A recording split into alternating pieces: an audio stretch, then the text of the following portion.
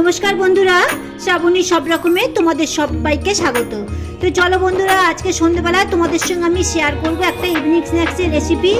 মাত্র দুটো তিনটে উপকরণ দিয়ে ইভিনিং স্ন্যাক্সটা তোমরা হাতের রেডি করতে পারবে। হাতের কাছে যা থাকবে হঠাৎ করে ইচ্ছা করলেই তোমরা করে নিতে পারবে। একটুখানি আটা আর একটু আলু সেদ্ধ দিয়ে তোমাদের সঙ্গে তোমরা আজকে এই স্ন্যাক্সটা বানিয়ে নিতে পারবে।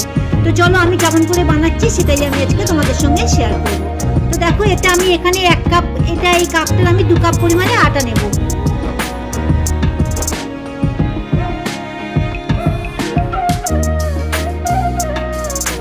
তো দেখো, এবার এতে দিচ্ছি আমি 1/2 চামচ পরিমাণে নুন, দিলাম আমি 1 চামচ পরিমাণে চিনি, আর দিচ্ছি আমি 2 চামচ পরিমাণে সাদা তেল। তো এইটা আমি ভালো করে আটার সঙ্গে আমি ময়াম দিয়ে নেব। আমি বানাচ্ছি এটা আটা দিয়ে, কেন কি আটা দিয়ে বানালে বেশি ভালো হয়। তোমরা চাইলে এটা ময়দা দিয়েও করতে পারো বা আটা ময়দা দুটো একসঙ্গে মিশিয়ে করতে পারো। তো এটা আমি ভালো করে ময়াম বাদ দিয়ে দেখতে পাচ্ছ তোমরা, ময়ামটা প্রায় রেডি হয়ে গেছে। দেখো কেমন হয়ে গেছে। তো এটা এবার আমি নর্মাল জল দিয়ে মেখে নেব, কোনো গরম জলের দরকার নেই। নর্মাল রুম টেম্পারেচারে যে জল, সেই জলটা দিয়ে আমি এটা অল্প অল্প করে মেখে নেব।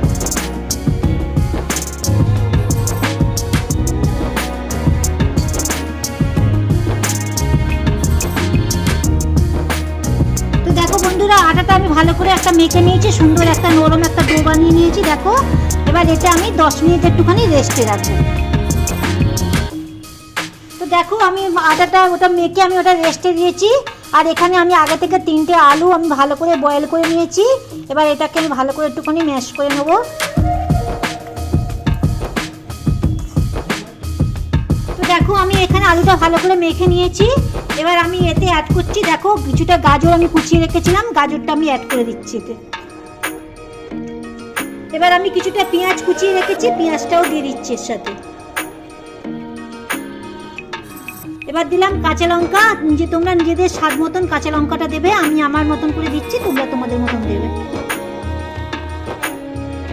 এবার দিচ্ছি আমি এতে স্বাদ মতন নুন,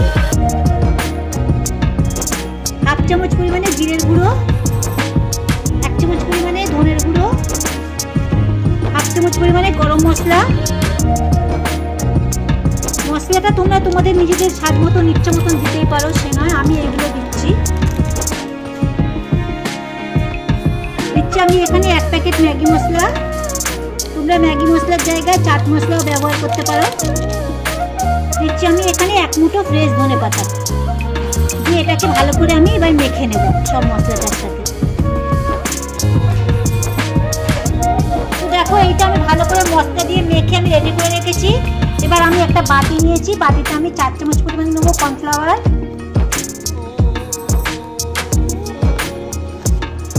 তো দেখো, আমি কর্নফ্লাওয়ারটা একটু সাদা তেল দিয়ে একটুখানি গুলে নেব।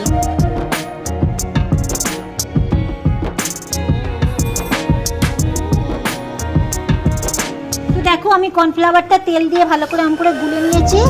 এবার দেখো, আমার আটাটা যে মেখে রেখেছিলাম 10 মিনিট রেস্টে রেখেছিলাম, রাখার পর দেখো দেখতে কত মাখাটা ঠিক এমন টাইপের হয়েছে। এবার এর থেকে আমি ছোটো ছোটো একটু লেচি করে নেব। তো চলো দেখো, আমি আটাটায় কতগুলো লেচি বানিয়ে নিয়েছি। এবার আমি আস্তে আস্তে অল্প অল্প আটা দিয়ে এটা একটু রুটির মতন করে বেলে নেব।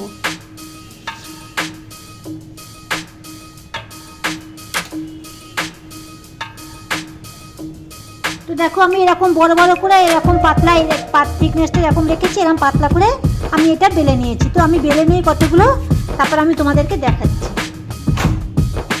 তো দেখো, আমি সবকটা রুটির মতন করে বেলে নিয়েছি। এবার কি করব, আমি একটা একটা চাকির মধ্যে রাখবো।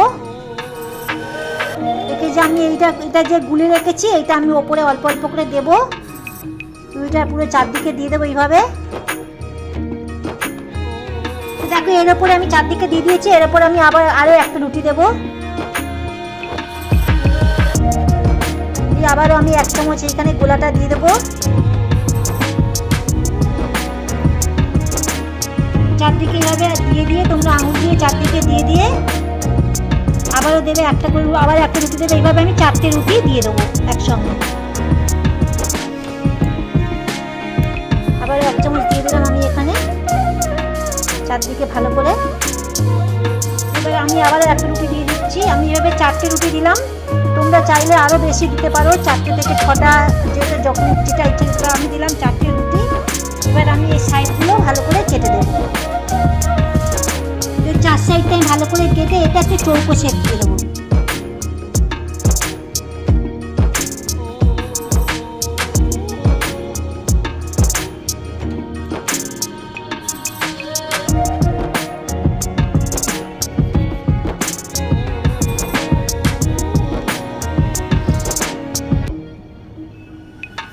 দেখো 4 সাইড কেটে একটু চৌকো শেপ দিয়ে নিয়েছি। এবার আমি এটা মধ্যখান থেকে কেটে দেবো।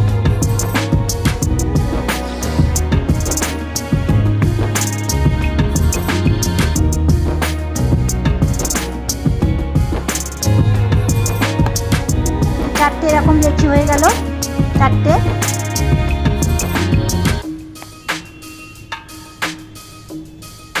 তো এটা আমি আবার একটু লম্বা করে বেলে নেব।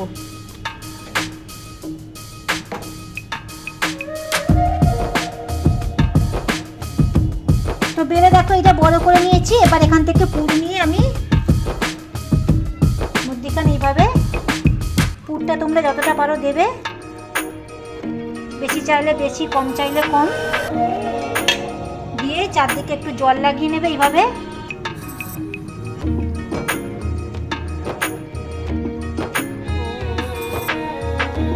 এবার এটাকে তোমরা এইভাবে চেপে দেবে, দিক থেকে এরকম করে নিয়ে, এদিক থেকে নিয়ে এটা এইভাবে চেপে দেবে।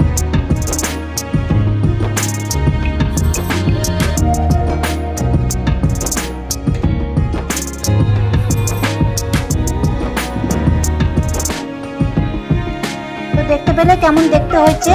তো এটা ভাজলে তবে তোমরা বুঝতেই পারবে এটা কেমন পাট হবে, কেমন খাস্তা টাইপের হবে। তো আমি বানিয়ে নিই, তারপর তোমাদেরকে আমি ভেজে দেখাচ্ছি।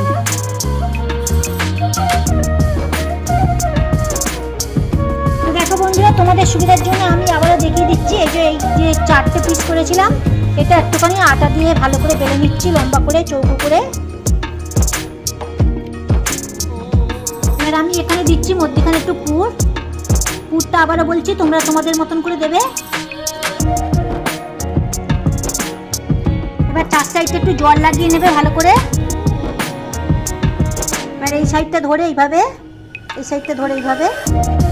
এইভাবে মুড়ে, আর এই সাইডটা এইভাবে মুড়ে তোমরা চেপে দেবে এইভাবে, সাইডগুলো এইভাবে এটা ভালো করে চেপে দেবে। তো দেখতেই পাচ্ছ কেমন। তো দেখো বন্ধুরা, সবকটা আমি বানিয়ে নিয়েছি। এবার আমি কড়া বসিয়ে দিয়েছি, এখানে তেল গরম হয়ে গেছে।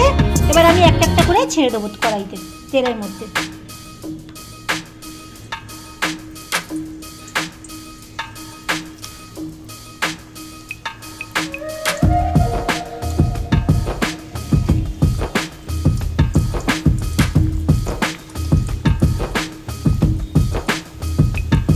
এইভাবে আমি ছেড়ে দিয়েছি। দেখো 4টে একসঙ্গে ছেড়েছি। বা একটু লাল লাল করে ভেজে নিয়ে আমি তোমাদেরকে উঠিয়ে দেখাচ্ছি কত সুন্দর দেখতে হয়েছে আর কত মজার লাগবে খেতে।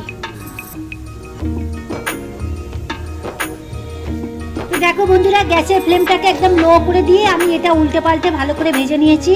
কেন কি প্রথম চোটেই জুড়ে দিলে ভেতর থেকে কাঁচা থেকে যাবে, আর এটা একটু অনেক কটা লেয়ার আছে, তোমরা বুঝতেই পারছো। তো এটা ভাজা হয়ে গেছে, আমি তুলে নিয়ে আমি তোমাদেরকে আবার দেখাচ্ছি পরিবেশন করে। তো দেখো বন্ধুরা, আমি ইভিনিং স্ন্যাক্সগুলো সব ভেজে নিয়েছি, তোমরা দেখতেই পাচ্ছ কত লোভনীয় হয়েছে দেখতে। তো খেতেও যতটা লোভনীয় দেখতে হবে ততটাই খেতে লোভনীয় হবে। তো আমি তোমাদেরকে একটা কেটে দেখিয়ে দিচ্ছি। দেখো এমনি ওপর থেকে দেখতে পাচ্ছ কিরকম পাট হয়ে গেছে। তো আমি তোমাদেরকে একটা কেটে দেখিয়ে দিচ্ছি। দেখো ওপর থেকে যতটাই একদম ক্রাঞ্চি হয়েছে, ভেতর থেকে ততটাই নরম হবে। দেখো, আর দেখে বুঝতেই পারছো। তো তাহলে বন্ধুরা, তোমরা ভিডিওটা প্রথম থেকে শেষ অবধি দেখো। দেখতে ভালো লাগে একটা লাইক করো, শেয়ার করো নিজেদের বন্ধুদের সঙ্গে, আর কমেন্ট করে আমাকে অবশ্যই জানিও এই কটা মাত্র উপকরণ দিয়ে ইভিনিং স্ন্যাক্সের রেসিপিটা তোমাদের কেমন লাগলো। আজ তাহলে এই পর্যন্ত। সবাই ভালো থেকো, সুস্থ থেকো, সাবধানে থেকো। আর যারা আমার ভিডিওটা ফেসবুক পেজ থেকে দেখছো, তারা পেজটাকে লাইক করে দিও আর ফলো দিও। আর আমি ইনস্টাগ্রামেও আছি, ইনস্টাগ্রামের আর ফেসবুকের লিঙ্ক ডেসক্রিপশন বক্সে দেওয়া আছে, তোমরা সবাই দেখে নিও। আর যারা নতুন বন্ধু আমার চ্যানেলটাকে এখনো সাবস্ক্রাইব করোনি, তাদের কাছে অনুরোধ রইল সাবস্ক্রাইব করে আমার পাশে থেকো। আর তার সবাইকে ধন্যবাদ যারা ভিডিওটা ভালোবেসে